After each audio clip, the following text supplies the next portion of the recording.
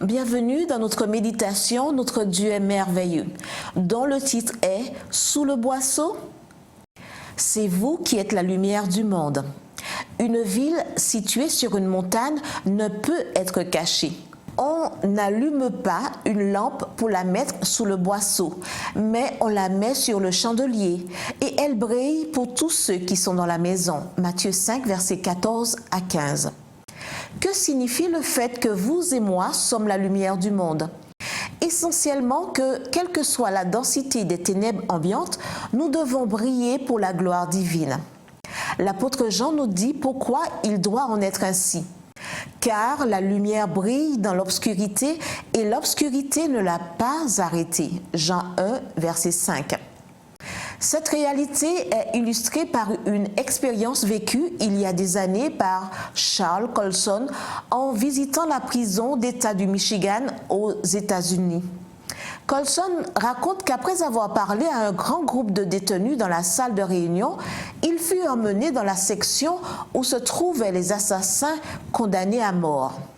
Grande fut sa surprise en voyant ces criminels condamnés à mort, ennemis de la société, hors de leur cellule, en compagnie de personnes désarmées, dont une jeune chrétienne venue chanter.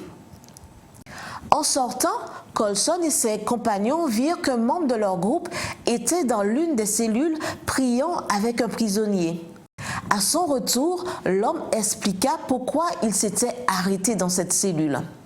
« Je suis le juge Clément, j'ai condamné cet homme à mort. Il était jadis ennemi de la société et aussi mon ennemi. Mais il a rencontré le Sauveur et il est né de nouveau. Aujourd'hui, il est mon frère et nous nous sentons comme de la même famille. » Tout cela parce qu'un groupe de chrétiens est venu en prison et a témoigné de sa foi en Christ. Autrement dit, ces chrétiens ont brillé pour la gloire divine. Que signifie alors être la lumière du monde? Ellen White l'explique mieux. De même que le soleil se lève pour accomplir son œuvre d'amour, pour dissiper les ombres de la nuit et rendre la vie au monde, de même les disciples du Christ doivent poursuivre leur mission et répandre la lumière du ciel sur ceux qui sont dans les ténèbres de l'erreur et du péché.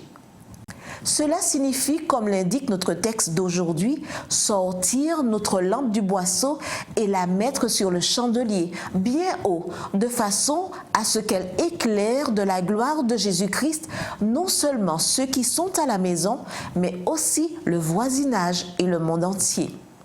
Prions. Seigneur Jésus, je veux briller pour toi aujourd'hui. Mais briller de manière à ce que l'attention se concentre sur toi, parce que toi seul es digne de tout honneur et de toute gloire aujourd'hui et à jamais. Amen.